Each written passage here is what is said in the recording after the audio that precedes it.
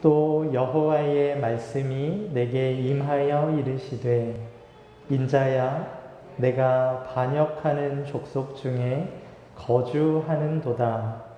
그들은 볼 눈이 있어도 보지 아니하고 들을 귀가 있어도 듣지 아니하나니 그들은 반역하는 족속임이라. 인자야 너는 포로의 행장을 꾸리고 낮에 그들의 목전에서 끌려가라. 내가 내 처소를 다른 곳으로 옮기는 것을 그들이 보면 비록 반역하는 족속이라도 곧 생각이 있으리라. 너는 낮에 그들의 목전에서 내 포로의 행장을 밖에 내놓기를 끌려가는 포로의 행장같이 하고 저물 때에 너는 그들의 목전에서 밖으로 나가기를 포로 되어 가는 자 같이 하라.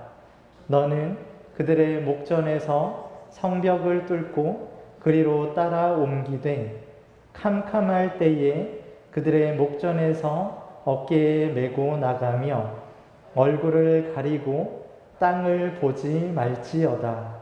이는 내가 너를 세워 이스라엘 족속에게 징조가 되게 함이라 하시기로 내가 그 명령대로 행하여 낮에 나의 행장을 끌려가는 포로의 행장같이 내놓고 저물 때에 내 손으로 성벽을 뚫고 캄캄할 때에 행장을 내다가 그들의 목전에서 어깨에 메고 나가니라. 이튿날 아침에 여호와의 말씀이 또 내게 임하여 이르시되 인자야 이스라엘 족속 곧 그 반역하는 족속이 내게 묻기를 무엇을 하느냐 하지 아니하더냐.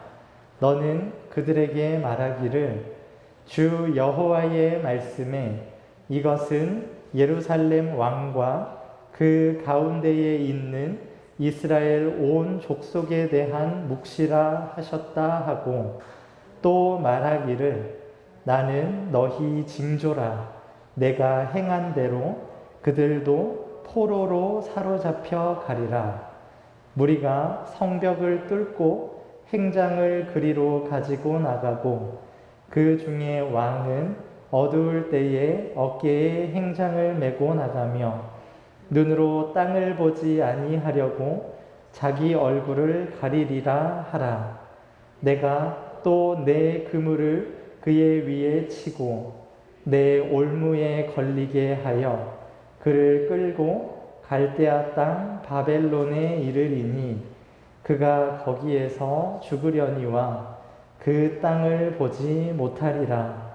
내가 그 호위하는 자와 부대들을 다 사방으로 흩고 또 그 뒤를 따라 칼을 빼리라. 내가 그들을 이방인 가운데로 흩으며 여러 나라 가운데에 해친 후에야 내가 여호와인 줄을 그들이 알리라. 그러나 내가 그중 몇 사람을 남겨 칼과 기근과 전염병에서 벗어나게 하여 그들이 이르는 이방인 가운데에서 자기의 모든 가증한 일을 자백하게 하리니 내가 여호와인 줄을 그들이 알리라. 아멘. 네, 오늘 말씀의 제목은 그들의 목전에서입니다.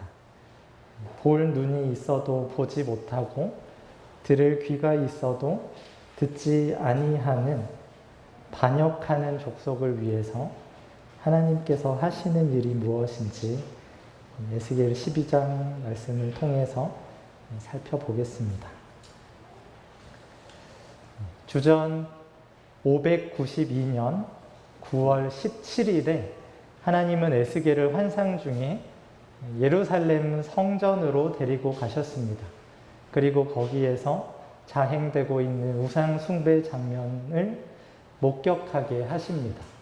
그리고는 예루살렘을 향한 심판을 선언하셨습니다.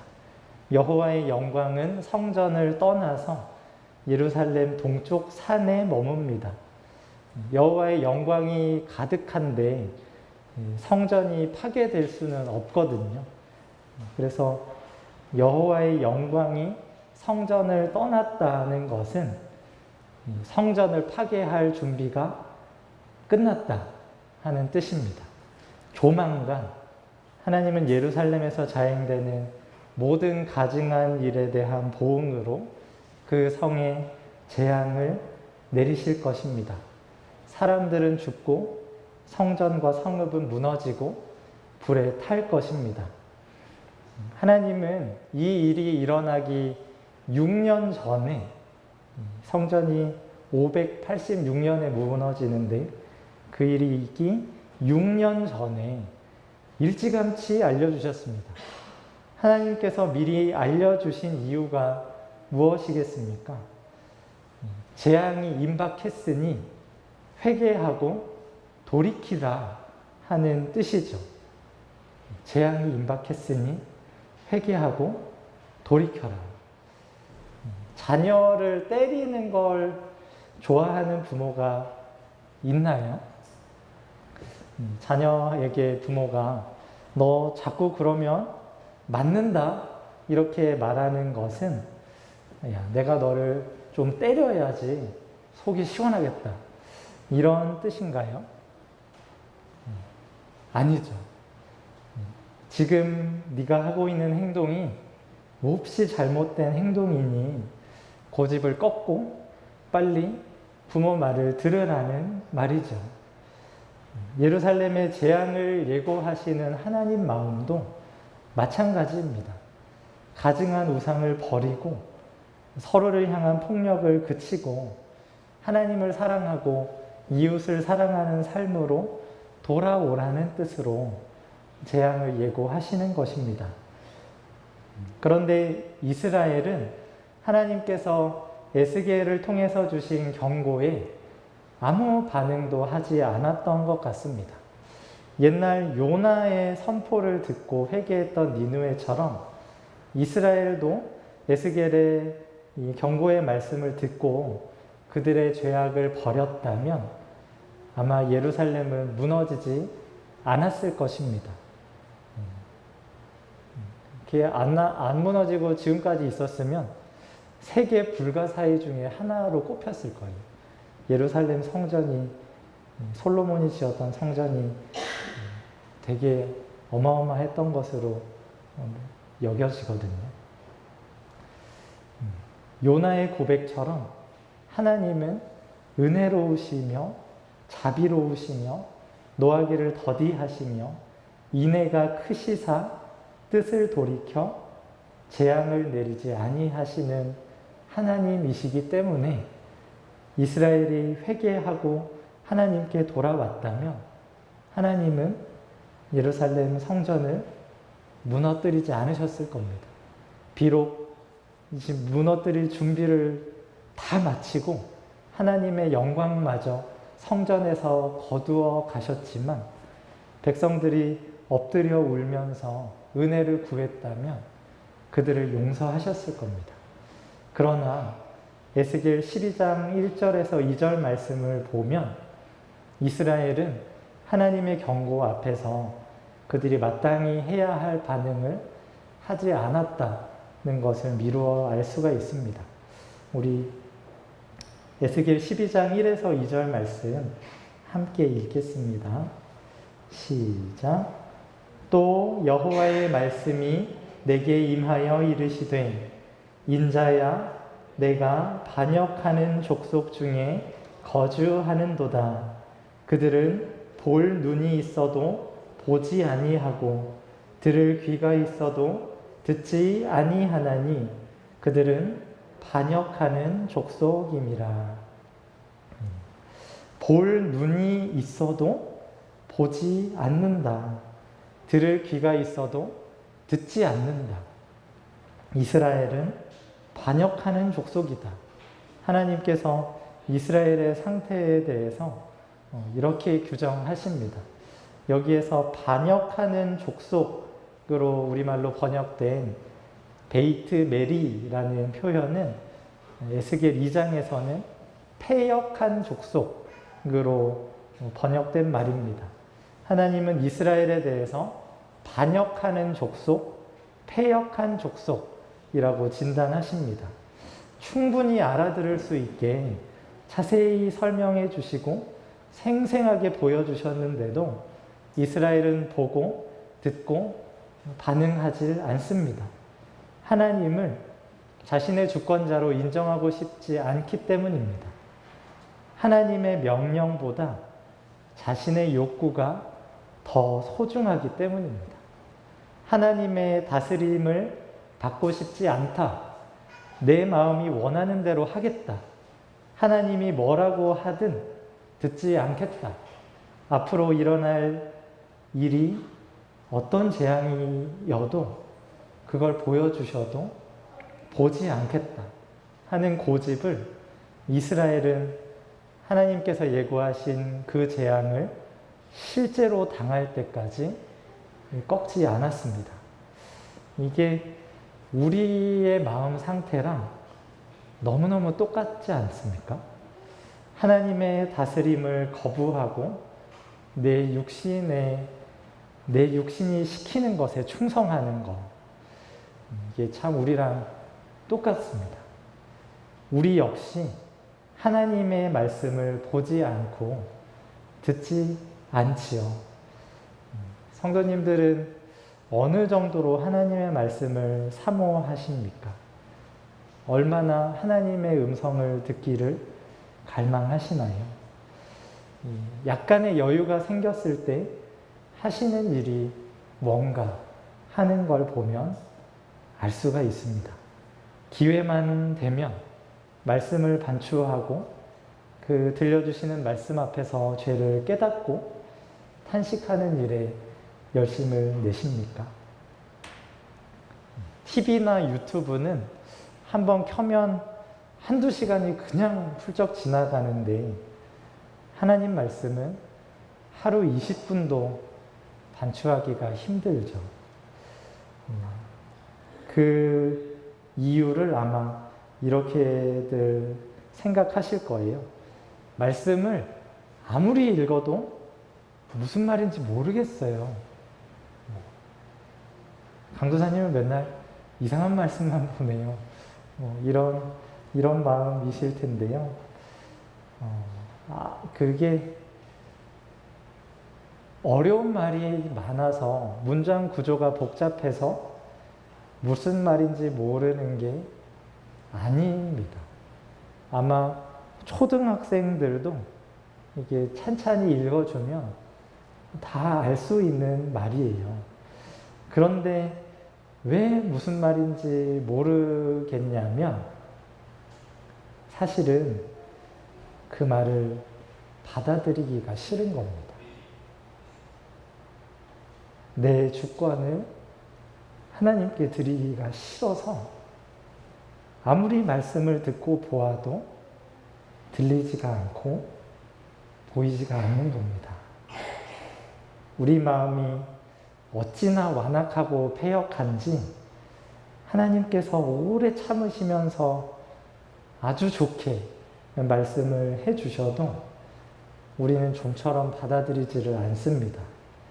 하나님은 우리의 이런 상태, 하나님의 말씀이 들리지가 않고 보이지가 않는 상태를 지적하시면서 거기에서 돌이켜라 라고 명령하십니다.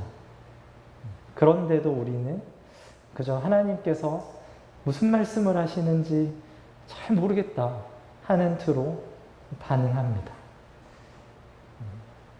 그 상태에서 돌이키라고, 무슨 말씀인지 모르겠는 그 상태에서 돌이키라고 하시는데 무슨 말씀인지 모르겠는데요?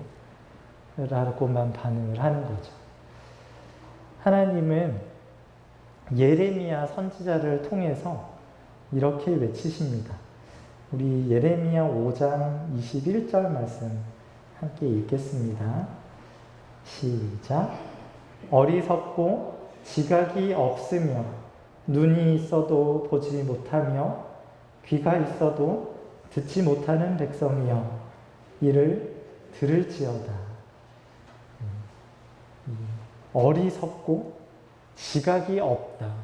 눈이 있는데도 보지 못하고 귀가 있어도 듣지 못한다는 것은 이 신체 조건, 감각 능력, 사고 능력 다 정상인데 어리석고 지각이 없다 하시는 말입니다.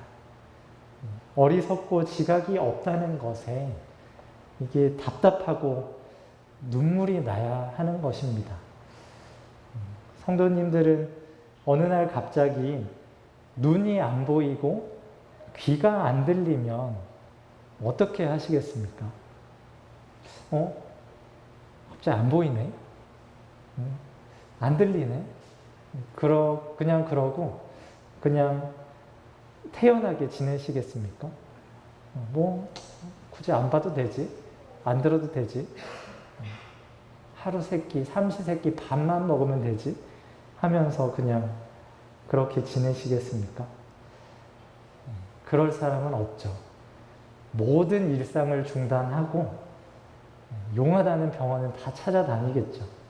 할 수 있는 모든 검사를 다 하고 받을 수 있는 모든 치료를 다 받아서 어떻게든 보고 듣는 기능을 살리려고 안간힘 쓸 것입니다. 이 육신의 기능은 오래오래 쓰면 100년 쓰잖아요. 이 100년 쓸 기능을 위해서도 이렇게 열심을 낼 거면서 영원히 쓸 영혼의 기능은 왜 방치하고 계시나요? 보이지가 않고 들리지가 않는데 왜 그렇게 태평하십니까? 내 영혼의 눈과 귀가 열리기를 간절히 사모하며 이를 치료하실 수 있는 분을 간절히 찾아야 합니다. 주변에서 뭐라고 하든 나를 불쌍히 여기소서 소리를 질러야 됩니다. 나를 치료하실 수 있는 그분이 너에게 뭐 해줄까? 이렇게 물음을 들을 때까지, 그래서 그분께 주여 제가 눈 뜨기를 원합니다 라고 대답할 수 있을 때까지 소리 지르는 걸 포기하시면 안 됩니다. 우리 주님은 우리를 불쌍히 여기셔서 우리의 고장난 눈을 고치시는 분입니다. 우리를 볼 수 있게 해주시는 분입니다. 이게 소리를 지를 공간이 마땅치가 않은데요. 저희 집 아파트라 가지고 소리 지르면은 옆집, 아랫집, 윗집 다 찾아올 것 같은데요. 이렇게 생각이 드시면 그걸 위해 마련된 공간이 여기거든요. 여기 오셔서 소리 지르시면 됩니다. 제가 주로 2층에 있는데 괜찮으니까 눈이 열릴 때까지, 하나님 말씀이 들릴 때까지 포기하지 마십시오. 그러면 이 눈이 열리면 우리는 뭘 보게 되는 걸까요? 계속되는 에스겔 12장 말씀을 통해서 우리가 그걸 좀 보려고 하는데요. 눈이 열리면 일단은 내 죄로 인한 형벌을 보게 됩니다. 하나님은 에스겔에게 의미심장한 퍼포먼스를 하나 시키십니다. 3절부터 제가 읽어보면, 인자야 너는 포로의 행장을 꾸리고 낮에 그들의 목전에서 끌려가라. 네가 내 처소를 다른 곳으로 옮기는 것을 그들이 보면 비록 반역하는 족속이라도 혹 생각이 있으리라. 너는 낮에 그들의 목전에서 내 포로의 행장을 밖에 내놓기를 끌려가는 포로의 행장같이 하고, 저물 때에 너는 그들의 목전에서 밖으로 나가기를 포로되어 가는 자 같이 하라. 너는 그들의 목전에서 성벽을 뚫고 그리로 따라 옮기되 캄캄할 때에 그들의 목전에서 어깨에 메고 나가며 얼굴을 가리고 땅을 보지 말지어다. 이는 내가 너를 세워 이스라엘 족속에게 징조가 되게 함이라 하시기로 내가 그 명령대로 행하여 낮에 나의 행장을 끌려가는 포로의 행장같이 내놓고 저물 때에 내 손으로 성벽을 뚫고 캄캄할 때에 행장을 내어다가 그들의 목전에서 어깨에 메고 나가니라. 하나님께서 포로로 끌려가는 퍼포먼스를 하라고 하세요. 시간대별로 아주 구체적인 지침을 주십니다. 낮에는 밖에 내어놨다가 어두울 이제 해가 질 무렵에는 벽에 구멍을 뚫고 깜깜해지면 그 내놓은 짐을 들고 나가라.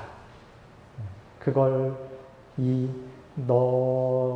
너가 지금 속해 있는 반역하는 족속의 목전에서 행해라 이렇게 말씀을 하십니다.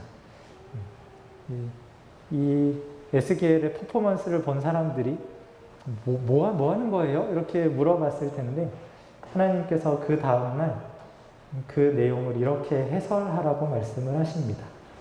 너는 그들에게 말하기를 주 여호와의 말씀에 이것은 예루살렘과 그 가운데에 있는 이스라엘 온 족속에 대한 묵시라 하셨다 하고 예루살렘 왕과 예루살렘에서 살고 있는 사람들에 대한 묵시다라는 것을 알려주십니다. 또 말하기를 나는 너희 징조라 내가 행한 대로 그들도 포로로 사로잡혀 가리라. 내가 한 일 그대로 예루살렘 왕과 예루살렘에 살던 사람들이 똑같이 할 거다. 무리가 성벽을 뚫고 행장을 그리로 가지고 나가고 그 중에 왕은 어두울 때에 어깨에 행장을 메고 나가며 눈으로 땅을 보지 아니하려고 자기 얼굴을 가리리라 하라. 내가 또 내 그물을 그의 위에 치고 내 올무에 걸리게 하여 그를 끌고 갈대아 땅 바벨론에 이르리니 그가 거기에서 죽으려니와 그 땅을 보지 못하리라. 내가 그 호위하는 자와 부대들을 다 사방으로 흩고 또 그 뒤를 따라 칼을 빼리라. 아주 이 무시무시한 일이었다는 것을 하나님께서 해설을 해주십니다. 이 포로의 행장을 꾸려가지고 가는 것이 이게 긍정적으로 보면 포로 생활이 끝났다. 바벨론에서 우리가 예루살렘으로 돌아간다. 이런 식으로도 해설을 할 수도 있는 퍼포먼스인데 정반대의 내용으로 해설을 해주십니다. 예루살렘 왕과 예루살렘 거민들이 예루살렘에서 탈출하게 된다. 그런데 거기에서 바벨론 군대에게 잡혀서 칼에 맞아 죽든지 바벨론에 끌려오든지 하게 된다. 이렇게 말씀을 해주세요. 에스겔이 그 일이 일어나는 것을 그들의 목전에서 생생하게 보여줍니다. 당할 일이, 앞으로 일어날 일이 이렇습니다 하는 것을 구체적으로 자세하게 보여줍니다. 그들이 볼 눈이 있었다면 그걸 보고 화들짝 놀라서 하나님 앞에 엎드렸어야죠. 우리가 하던 악한 길에서 떠나서 하나님께로 돌아가겠습니다. 우리를 향해 쏟으려고 하셨던 재앙을 거두어 주십시오. 용서해 주십시오. 구해야죠. 우리도 마찬가지입니다. 우리의 죄로 인해서 마련된 형벌을 볼 수 있어야 됩니다. 회개하지 않으면 내가 저렇게 되는구나. 정신을 바짝 차리고 하나님 앞으로 돌아오려고 몸부림쳐야죠. 만약에 그렇게 하지 않으면 어떻게 될까요? 진짜로 그 일이 일어나는 것을 보게 됩니다. 눈이 열리지를 않으면 실제로 보게 됩니다. 예레미야 39장 2절 말씀에 실제로 어떤 일이 일어났는지를 우리에게 증언합니다. 시드기야의 제11년 넷째 달 9째 날에 성이 함락되니라. 예루살렘이 함락되매 바벨론의 왕의 모든 고관이 나타나 중문에 앉으니 유다의 시드기야 왕과 모든 군사가 그들을 보고 도망하되 밤에 왕의 동산길을 따라 두담 셋문을 통하여 성읍을 벗어나서 아라바로 갔더니 갈대아인의 군대가 그들을 따라 여리고 평원에서 시드기야에게 미쳐 그를 잡아서 데리고 하맛 땅 리블라에 있는 바벨론의 느부갓네살 왕에게로 올라가매 왕이 그를 신문하였더라. 바벨론의 왕이 리블라에서 시드기야의 눈 앞에서 그의 아들들을 죽였고 왕이 또 유다의 모든 귀족을 죽였으며 왕이 또 시드기야의 눈을 빼게 하고 바벨론으로 옮기려고 사슬로 결박하였더라. 하나님께서 예고하셨던 그 일이 에스겔 선지자의 퍼포먼스를 통해서 일어날 거다 하셨던 그 일이 실제로 일어납니다. 반역자의 결말이 이렇게 비참합니다. 이 느부갓네살은 우리와 똑같은 사람이잖아요. 한낱 사람에게 반역한 결과도 이렇게 비참한데 크시고 두려워할 주 하나님께 반역한 결과는 얼마나 끔찍할까 상상이 되십니까? 시드기야는 자기 눈앞에서 아들들이 죽는 것, 자기 신하들이 죽는 것을 봤고 눈이 뽑혀서 바벨론 감옥에 들어갔습니다. 죽을 때까지 감옥에 있었습니다. 그래도 시드기야는 감옥에서 나와서 그래도 좀 쉬죠. 죽음으로 감옥에서 벗어날 수가 있었습니다. 그러나 하나님께 반역한 자들은 영원히 감옥에서 나올 수가 없습니다. 끔찍하죠. 속히 내 눈이 열리기를 내 죄로 인한 형벌을 밝히 볼 수 있게 해주시기를 간구하시기 바랍니다. 내 죄로 인한 형벌을 보는 것과 함께 보게 되는 것은 내가 행한 모든 가증한 일을 보게 됩니다. 에스겔 12장 16절 말씀에 우리 이렇게 되어 있는데 함께 읽겠습니다. 시작. 그러나 내가 그중 몇 사람을 남겨 칼과 기근과 전염병에서 벗어나게 하여 그들이 이르는 이방인 가운데에서 자기의 모든 가증한 일을 자백하게 하리니 내가 여호와인 줄을 그들이 알리라. 하나님은 이스라엘을 이방인 가운데로 흩으실 때 몇 사람을 남기겠다고 말씀을 하십니다. 그 남은 사람들은 이방인 가운데에서 자기의 모든 가증한 일을 자백하게 됩니다. 이 자백하다라고 번역된 사파르라는 동사는 이 주된 뜻이 숫자를 세다입니다. 근데 이 숫자를 세는 것에서 파생된 의미가 일어난 일을 조목조목 말하다 라는 뜻이 있어요.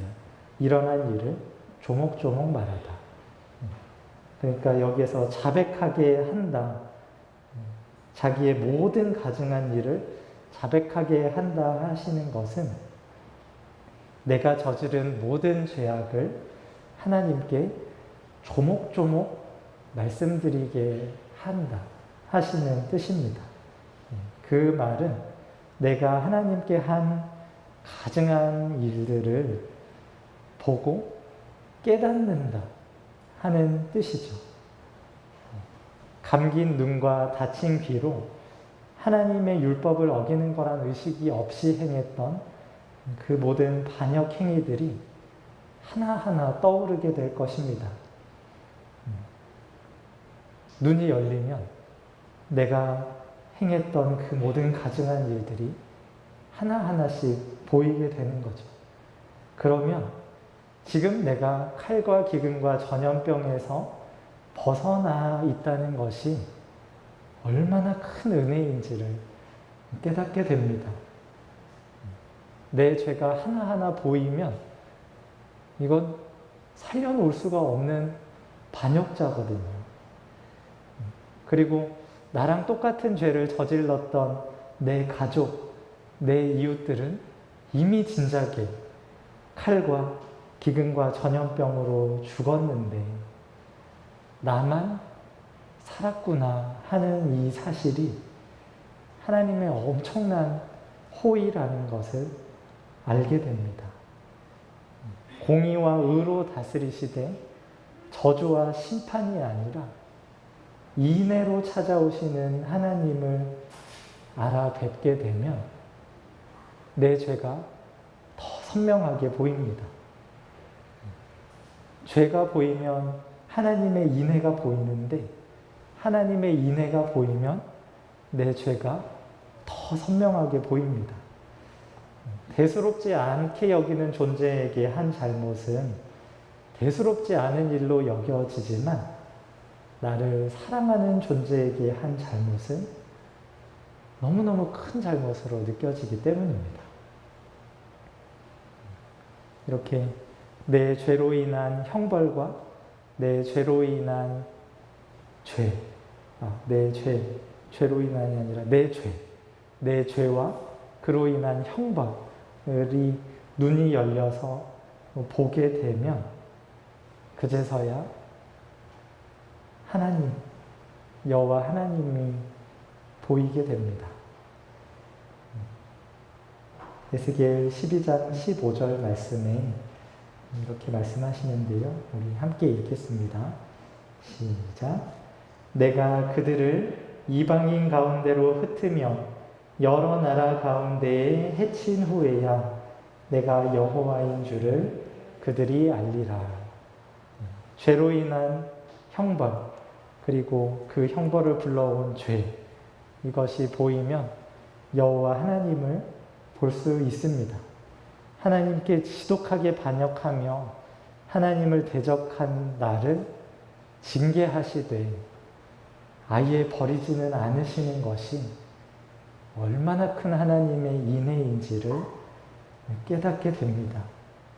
내 가증한 일들을 알면 알수록 나도 나를 용서할 수 없는 죄인이라는 것을 알게 되는데 이런 나를 오래 참으시고 끝까지 사랑하시는 하나님은 얼마나 크시고 두려워할 주 하나님이신가 하는 것을 알게 됩니다. 크시고 두려워할 주 하나님께서 내 이 모든 죄악에도 불구하고 끝까지 나를 사랑하신다는 사실에 죄를 떨쳐낼 힘을 얻게 됩니다. 죄에 대한 형벌 때문이 아니라 하나님을 향한 사랑 때문에 죄를 미워하게 됩니다. 이토록 나를 사랑하시는 아버지를 괴로우시게 하는 것을 죽는 것보다 더 싫어하게 됩니다.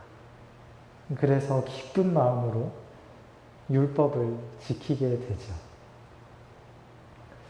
말씀을 맺겠습니다. 우리는 뜬 눈으로 내 죄와 내 죄로 인한 형벌과 인애와 공의와 의로 충만하신 하나님을 밝히 보고 하나님께로 돌아와야 합니다. 하나님의 다스림을 거부하던 삶에서 하나님의 통치와 보호 아래로 들어와야 합니다. 하나님께서 우리의 거룩과 자유를 위해서 주신 율법을 사랑하고 그것을 기쁜 마음으로 지켜야 합니다. 하나님은 우리의 눈 열어주기를 간절히 원하십니다.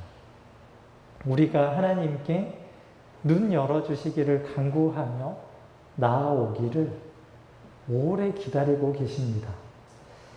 내가 볼 눈이 있으나 보지 않고 들을 귀가 있으나 듣지 않는 사람이었다는 것을 인정하고 하나님께 나아오십시오.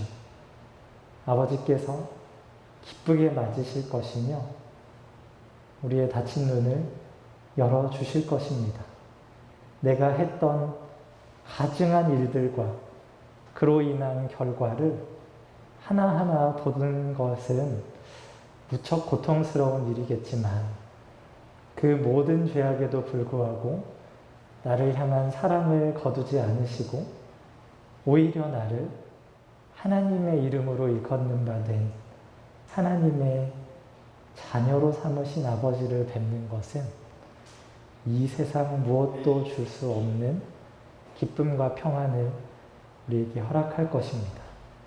이 기쁨을 우리 모두 누릴 수 있기를 소망합니다. 기도하겠습니다.